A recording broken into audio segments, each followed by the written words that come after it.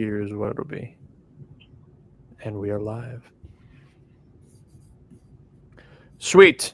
Welcome to anyone and everyone who's looking. We are kind of trying to start a podcast because we need more of those. There's not enough of those in the world. I'll kind of hand it off to Bondor and Anson and Corey, but we all had this thought of Better Buy Bitcoin. We liked this idea and this title, and yeah, maybe we just kind of dive into what we all liked about it. Bondor, you want to kick us off? Sure.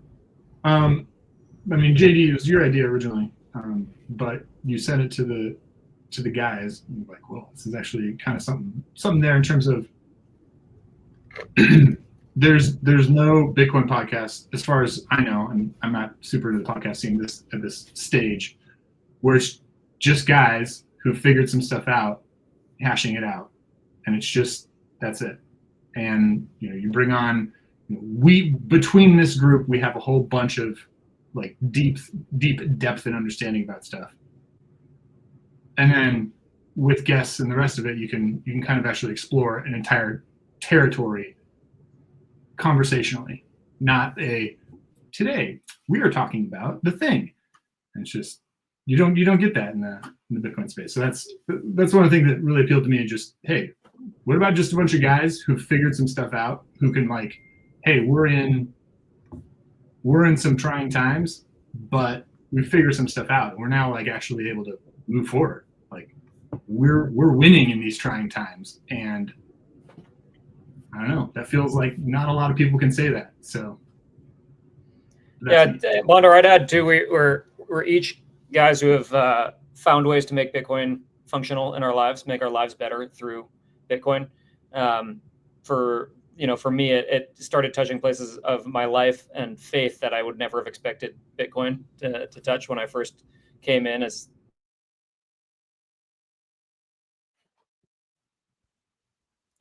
Nope, we lost him. Wrecked. Yeah, Corey, we can't hear you. You there again? We heard life and faith, and then you froze. You probably should get that Starlink you were talking about. Perfect.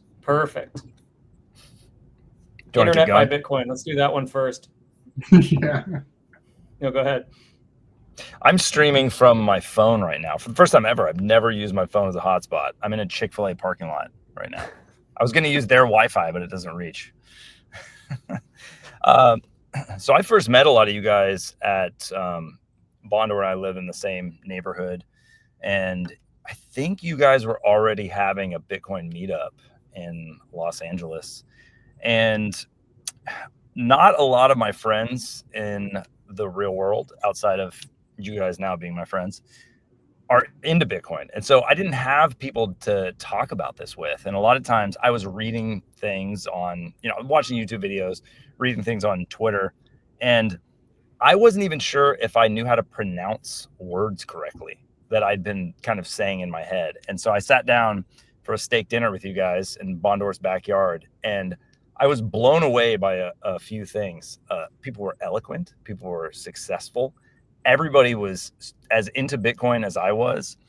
And it was just really, really inspiring to me to know that there are people out in the real world who are not just like in their office, going down rabbit holes on Bitcoin. And it is, I think it's improved your lives. It's definitely improved my life.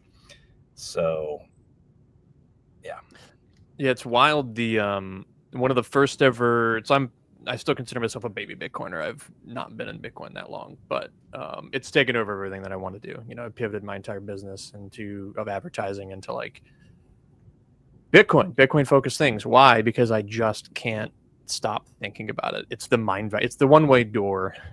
And I remember one of the first, because I worked in San Francisco, I worked in LA, I worked kind of all over the place. And I remember one of the first conversations I ever had, Andy Edelstrom, formerly of Swan. I think he might still be of Swan, but he wrote the book. I wrote a Bitcoin book, and I'm blanking on the name of it right now. But he posted on Twitter. He was like, "Hey, I'm going to be at father's office, and you'd have dinner. If anybody wants to show up, like, you can come. I was like, that's kind of weird, but at the same time, I'm like, I just got into this. I'd met Andy before, and I kind of want to just go talk to somebody about Bitcoin because my wife refuses to talk about it because that's all I wanted to talk about. And I was like, hey, can I go to this? And it was like an hour drive one way to get down to where he was at. And she was like, just go, because I just want you to stop talking to me about Bitcoin. And so I go to this dinner. It's me, Andy, and I'm blanking on the other guy's name, but it was literally just the three of us. And I'm so grateful that they like let me show up and crash. But it was one of those things where it was like politically and ideologically, the three of us were on very different playing fields, and not necessarily of like, you know, intelligence or anything, but just like we ideologically didn't agree on a lot of things. But because we had this Bitcoin layer of understanding of like the money is broken, and if we fix this thing, everything would be made better, we could have a conversation about everything. We talked about abortion, we talked about vaccines, we talked about COVID, we talked about everything, and we talked about it in a very measured way that nobody was angry or emotional or anything. It was like, we can just have this conversation because we believe that the world would be better on a Bitcoin standard. And so we can have discussions about things rather than disputes. And I think that's what I just have loved about this idea about everything being better by Bitcoin. Because at the end of the day, everything is better on a Bitcoin standard. And so it's just kind of it's fun. It's been a cool rabbit hole to go down. Fundamentally changes all of reality. Completely redoes all of the whatever retarded communism that we have. I'm not going to put it quite so eloquently as that, but I would also say, like, coming into the groups of Bitcoiners that I've met increasingly, it makes people more individual. It allows people to be authentic and more of themselves, like a turned up to 11 version of themselves. And I think that they're not answering anybody anymore. Leads to really interesting people, pretty much without fail.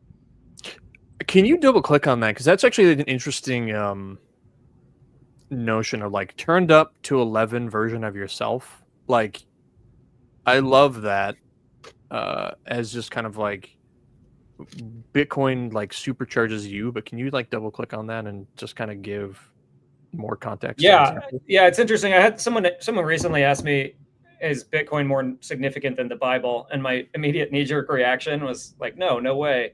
But it took me longer than I realized to be like, no, it's still the Bible first. But why am I, why did I think about that for a second? That's something I never thought it would even approach. And I think ultimately it's because the Bible touches your soul, and Bitcoin touches everything that money touches. And money is talked about tremendously frequently over the course of the Bible. So the way that I think about it is if Bitcoin fixes everything, or at least starts to unwind the ways that money has a hold over your life and your soul and the way that you operate in the world, especially in the wealthiest country of all time, especially in a capitalist society, then you're free to be yourself, unfettered by the fiat money.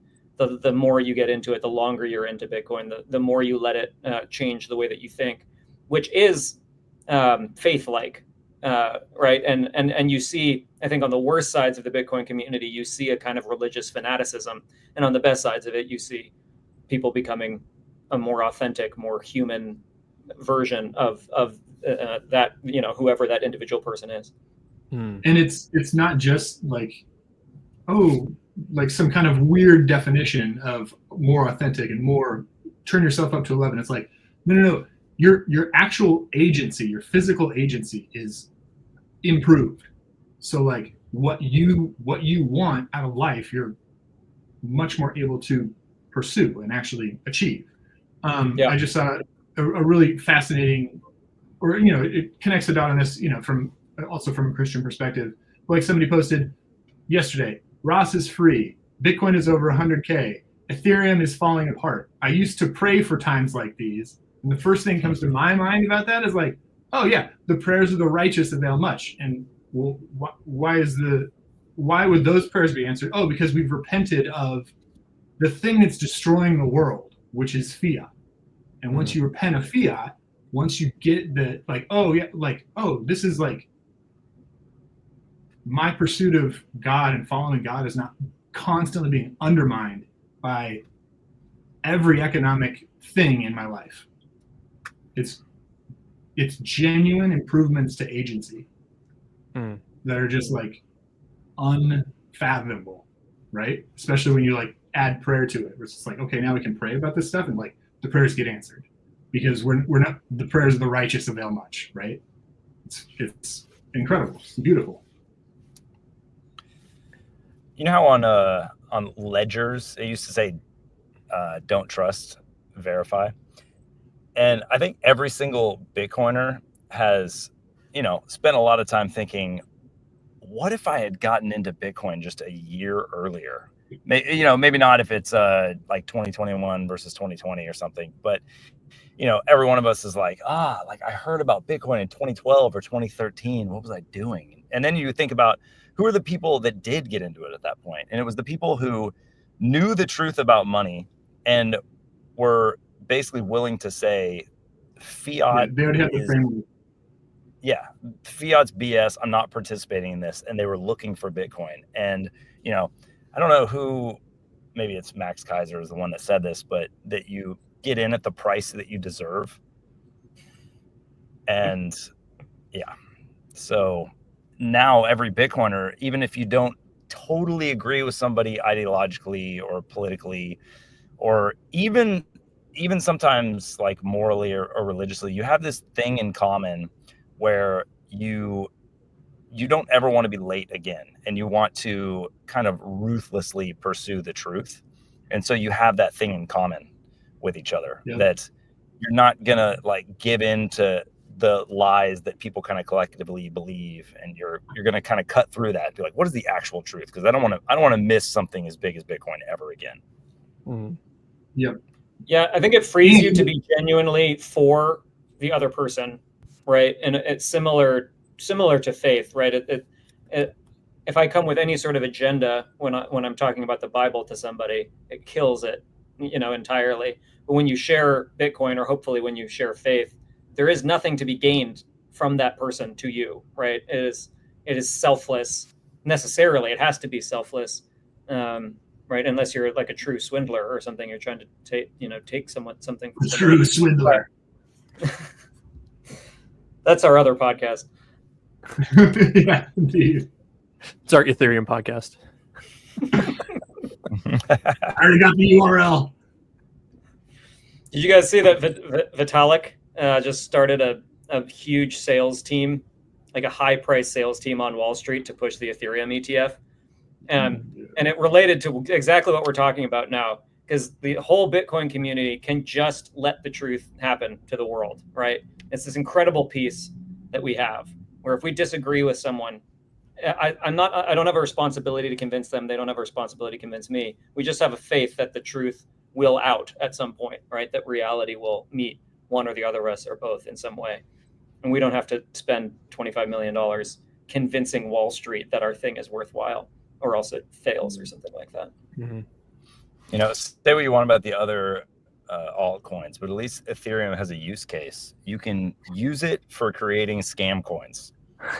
It's a great Ponzi scheme generator. Yeah.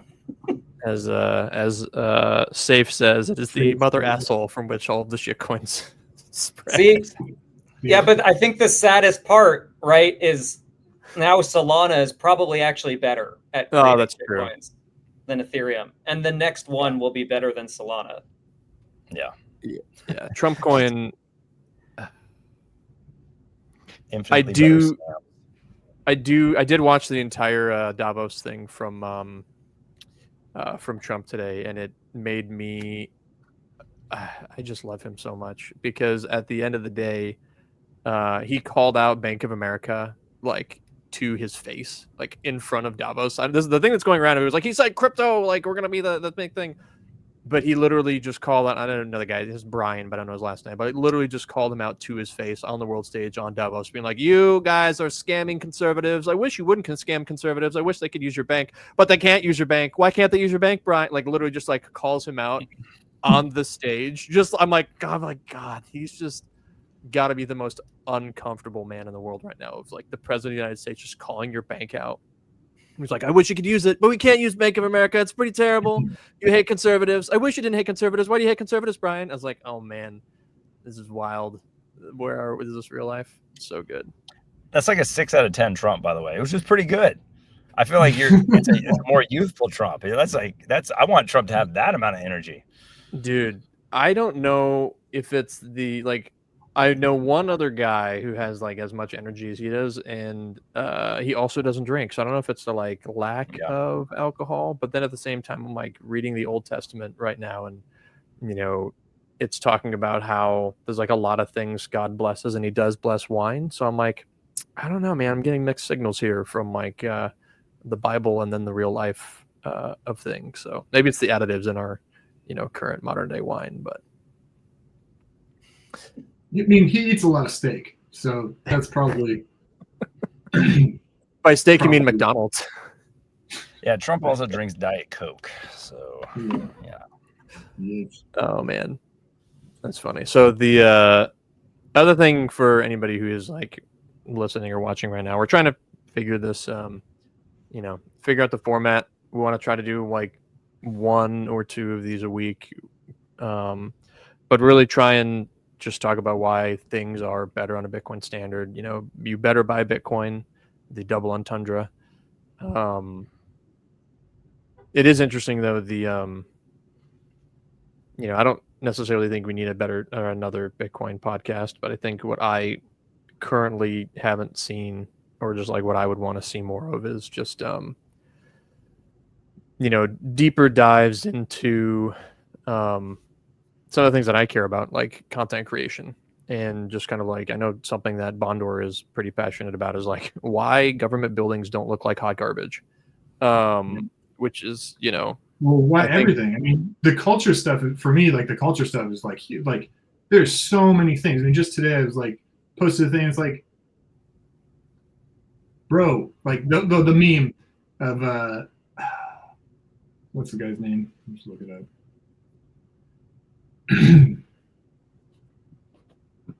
Cary Grant. So the Cary Grant meme of, it's like Cary Grant walking in like this dapper blazer, right, next to like somebody in a puffy jacket with like sweatpants, and the meme is always like, "Men, what happened?" It's like, it's fiat. Fiat happened. Fiat has destroyed our culture, completely destroyed it, and every different little facet, it's like worked its way all the way through everything. So like the culture for me is like, just everything's going to change, and it's going to be awesome. Yeah, things will aesthetically improve when you go back to pretty much any time in history when there has been hard money or real money, when like gold and silver was being used, the aesthetics of everything having to do with it was better. And as soon as when it's government by fiat, whenever freedom is taken away, you get basically communist bloc style architecture, and things get mass produced and made super cheaply, and or financialization makes everything only need to last for 30 years. And so rather than making buildings that will stand the test of time, it's like, we just need to make buildings that'll last as long as this loan takes to pay off. And absolutely. And the exact same thing applies to the whole fast fashion. It's ridiculous. It just goes on. Painting. Yeah, I'm heading over to Italy next week. Wait, can you hear me? Sorry. I'm heading over to Italy next week to shoot a show about beauty, and the whole conceit is that we used to value this, right? And this is very much from a faith perspective, but we're looking at things, and the only things that we can use for the show are hundreds of years old, and it shouldn't be a surprise to anyone that we can't get stuff from 20 years ago and just compare it to the Last Supper, right? It doesn't work. So we have to go to cities that are old enough to have have been part of a culture that really valued that.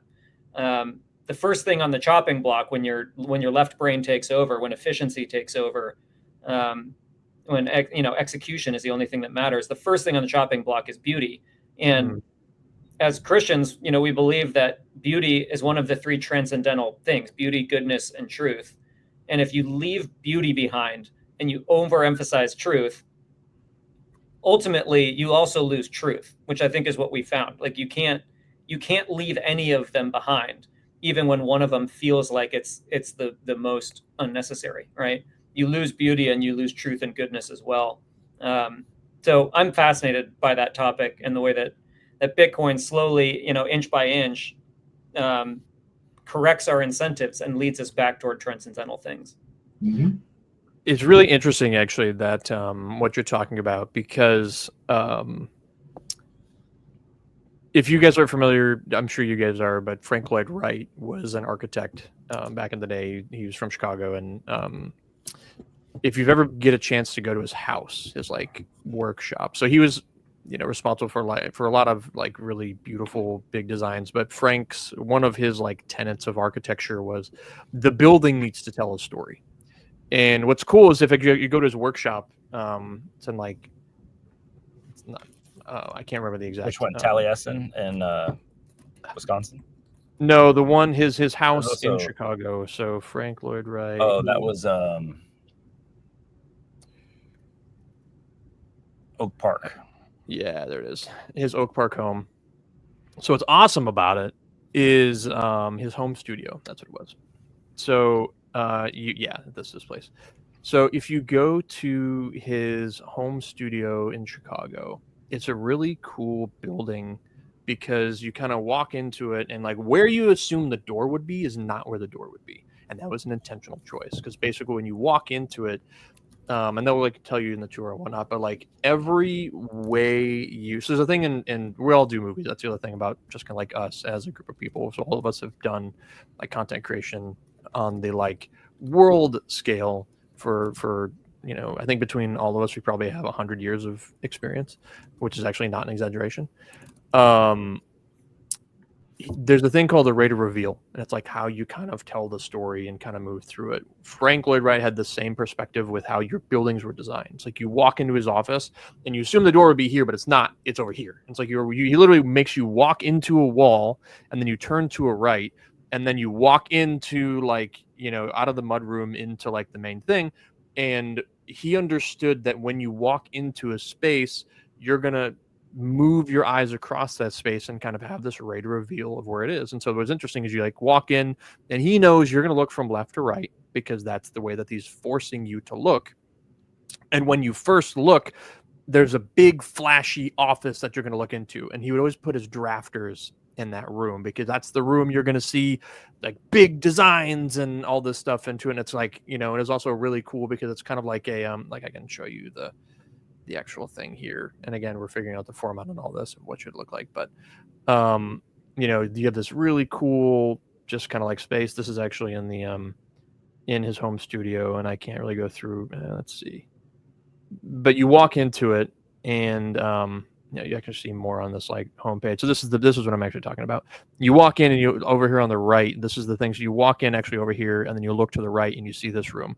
And it's like crazy because the way it's actually designed is the entire room is actually designed as this giant like weight in the middle of it. Like this entire room actually has no it's just built onto itself, and the way that the ceiling works is it's actually just like folding onto itself and it's holding itself together because it's like big massive ball. Beautiful, great, intentionally thought about, but the actual work in this building doesn't happen over there. The actual work happens, if you aren't paying attention, to your left behind you. You're going to be drawn to that like a moth to a flame because you want to go see it. And he's like, I don't want clients coming in and like disrupting the flow of actual work. And so you walk in and you go over there to the shiny thing where like his actual office or where the work gets done is over to the left because he's like, I want, like, don't bother me, go over there and actually do the work over here. And so coming back to what you were saying, Corey, is like what we've lost with this mechanic of like worthless things is like actual intention behind design. You know, it's like, oh, I'm going to put a bathroom under the stairs, but I can't actually sit in it because I didn't actually think about the fact that stairs are going to take up this much space or whatever it is. Like, we lost this Frank Lloyd Wright style of thinking where it's like everything needs to have a purpose, and the purpose is, oh, I want to have a workroom. Okay, so I don't want to be interrupted when somebody comes in, but I want them to be able to see it, like all this stuff. And so I think Bitcoin, landing the plane on this, like the world and culture and everything will be better on a Bitcoin standard because you're not going to just flippantly spend your money. Like, you're going to want somebody to take a minute to think about what you're doing and what they're doing for you and everything like that. So yeah, I like that. You know, I was thinking about in film, one of the ways to understand film and independent film is especially is the setup of expectations, and then whether you fulfill those expectations or you subvert those expectations, right? And generally, The Chekhov gun. Exactly. But with a very, very broad stroke, the lowest common denominator studio type movie is setting up expectations for you and then giving you what you're expecting, what you're hoping for. And it makes people feel safe and makes people feel led through a thing. And the most interesting independent films, typically people's favorite films, the films that last, set up an expectation and then subvert it in a way that they weren't expecting, and it lands with them. It reveals something interesting about humanity to them.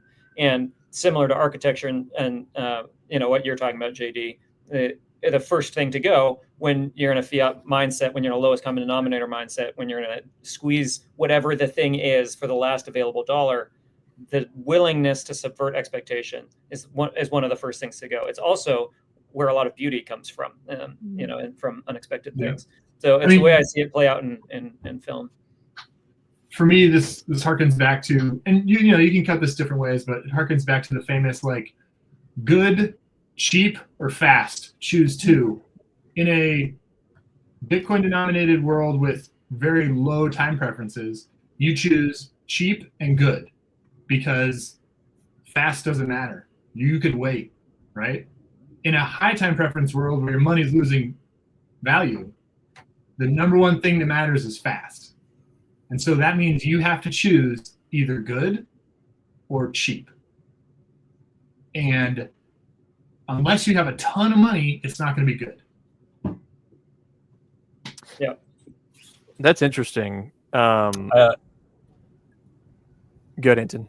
I wanted to say real quick, I'm crazy passionate about Frank Lloyd Wright, by the way. He was an asshole. All of his books. Kind of have to be. Of course. But he was a hardcore individualist, and, you know, kind of makes you an asshole. But so a lot of his books are out of print. They're amazing. You can get them from the LA Public Library, like 100-year-old books of his. And every once in a while I'll have them. They literally deliver them to the local branch by me. But I'm not sure which book this is in, but he wrote a credo. And in the credo, the very first line is, "I believe a house is more a home by being a work of art." And you think about it, for our generation, any future generations, people can't even afford houses anymore. Like, you're lucky to get a apartment with more than one bedroom. So it's just something that, you know, I think all of us hope that the price of Bitcoin goes through the roof so that we can buy a home and buy a really beautiful home. And yeah, so there's that. And then he also said, "I believe the man is more a man by being an individual rather than a committee meeting." So yeah, anyway, I just think that Frank Lloyd Wright would have been a Bitcoiner. Do you guys think? Do you think we stop laying out cities in grids on a Bitcoin standard? Like, do we go back to the old way of like following the, like, meandering, right? Like, we can't meander in a U.S. city, especially in like LA. Like, we need a car. Thank you, Goodyear, for ripping out the system of trains that we have. Yes and no on that, because many of the meandering cities existed like that because of the history of the city, which goes back thousands of years. Oh, there was a path here, and then there was no one here, and somebody had a house here, and then, like, it's just like cattywampus, goofy, like, why not? Whatever. But then the discovery of America and the settling of America is the first thing that actually allowed a grid system. And there's tremendous benefits to a grid system, and there's tremendous costs. You lose all the, you know, the intricate neighborhood beauty of, like, but then you gain the unbelievable efficiency of a high-powered city center, which you can't have, which is why Florence, is just, it's not like a financial capital of the world anymore. Sorry, it's just not, right? It was, it's not anymore. And now a lot of that changes the US with used to be on a gold standard, by the way. And a lot of these cities got laid out when we had hard money. So some of that efficiency comes from a time when things were objectively better because we basically didn't have inflation during that time period. And so when things are on a Bitcoin standard, some of the bureaucracies that rely on taxes and also getting money federally that they just print out of thin air, some of that's going to go away. And so Bitcoiners are going to be the ones driving development and kind of saying how things are. They're not going to be held back by these regulations because the people making the regulations won't have the power that they currently have to stifle development and kind of the reforming of cities. Yeah, I think an interesting question as these sorts of things come up for us is, for the grid system, is a grid system inherently ugly? And I don't think it necessarily is, right? Could a grid system be made beautiful in a hard money system? I think probably. Yeah. But I do have to run. I've got a script note session, but this was very fun. Looking forward to more of them. Looking forward to reporting from Italy as well. Give some updates on what beauty used to look like and what we lost. I think your challenge is going to be to find a beautiful place to, chat with us from every time, and then you can just walk us around. Oh, this is Trevi Fountain, or this is the Parthenon, or whatever. Yeah, it's literally about history and culture, and what was it about that culture that created those things. So it's going to be all I can do from right behind camera to not say it was the money. Just wear a hat. Just get a giant hat that says it was the money, and just It a was the Bitcoin money. logo on the back. All right, see you guys. Cool. Good talking to you. See you, Later. Corey. Yeah. Bondor Anton, any kind of like closing thoughts or tease up for anybody, if anybody still watching? We have a couple kind of things that have trickled in, but I think our goal is to kind of like find a good format and find a way to add value to conversations in this. I think these first couple ones we're just trying to get the reps in to do it, get it done. Done is better than perfect in the first pre-100 episodes, and so that's what we're trying to do is all right, get the reps in. Yeah, you were the one that said, we should set a goal for 100 episodes and that most people don't make it past 6 episodes when they do a podcast. And yeah, there are so many podcasts out there. Do there need to be so many podcasts? Could people even possibly listen to all the podcasts? No. But I don't want to undersell who we are. We're Bitcoiners. We all live in the same region. Every single one of us has had really serious experience in the film industry, the real film industry. And I'm not going to go so far as to say we're like divinely appointed to put this group together, but it didn't happen by accident that we're all together. And the things that we're talking about are going to add value to a lot of people's lives, even if it was a small group of people. So I think it's worth it for us to continue having these conversations and allow people to listen in on them. Yeah. Going forward, for me, I would love that this podcast turns into, a cultural, this is what, hey, we have it's not a mecca. It's a cultural meeting place where we can say cool, here's things that are happening. Here's a way to understand the world differently in a better way. One thing that Corey has talked about a lot, and maybe I can speak for him, but he'll probably have a different way to put it, is that this Bitcoin really does bring hope to the world. And we all live in LA, one of the darkest, craziest places you can live. I can't speak for you guys, but for me personally, apart from the grace of friends and family, I've been homeless in LA. It's tough here. it's real, and Bitcoin makes it all better. It's crazy. Yep. So Bitcoin gives hope, and then there's some real implications with that in terms of you can and Christianity and how these two things come together, and like walking these out, I think would be for me a goal of this podcast. Let's walk out culture, Christianity, Bitcoin from LA, a cultural mecca, if not the cultural mecca of the world. And let's see how this is going to go. Let's try and like work through the next pieces on civilization and what's going to be built and how it's going to affect us all over the world. Because LA is, you know, the center of the cultural world. Yeah. I like that a lot, and it's interesting.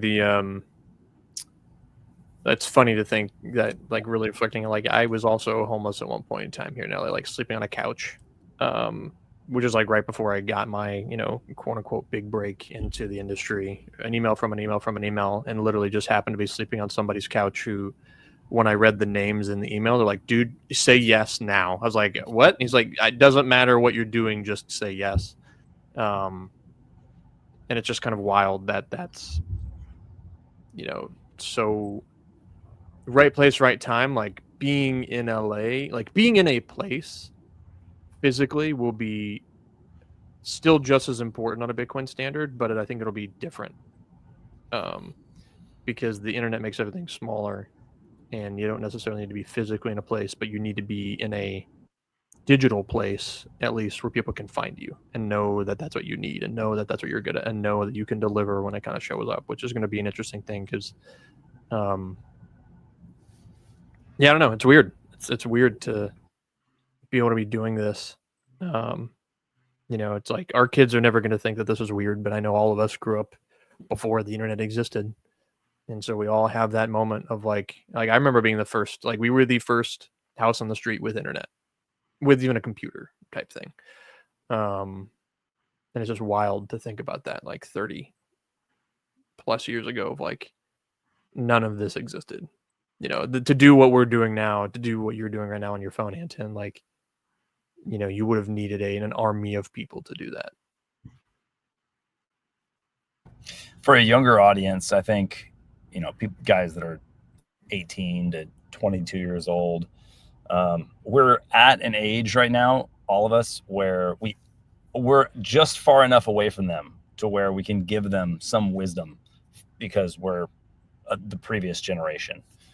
So yeah, being able to talk about life before the internet, but still have some youthfulness to us is important for that younger generation.